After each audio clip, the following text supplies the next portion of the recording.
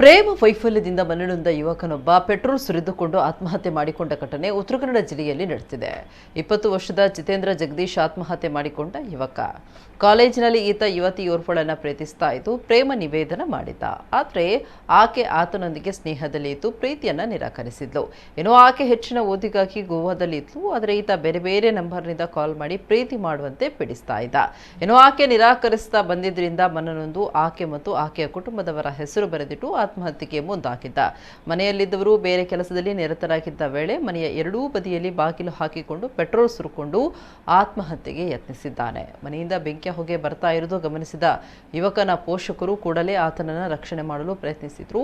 ಆದರೆ ದೇಹ ಬಹುತೇಕ ಸುಟ್ಟು ಹೋಗಿದ್ರಿಂದ ಚಿಕಿತ್ಸೆ ಫಲಕಾರಿಯಾಗದೆ ಸಾವು ಕಂಡಿದ್ದಾನೆ. ಇನ್ನು ವಿದ್ಯಾಭ್ಯಾಸದಲ್ಲಿ ಚುರುಕಾಗಿದ್ದ ಯುವಕ ಇತ್ತೀಚೆಗೆ ಸಿಇಟಿ ಪರೀಕ್ಷೆಯಲ್ಲಿ ಜಿಲ್ಲೆಗೆ ದ್ವಿತೀಯ ಸ್ಥಾನ ಗಳಿಸಿದ್ದ. ಘಟನೆ ಸಂಬಂಧ ಕಾರವಾರ ಗ್ರಾಮಾಂತರ ಪೊಲೀಸ್ ಠಾಣೆಯಲ್ಲಿ ಪ್ರಕರಣ ದಾಖಲಾಗಿದೆ.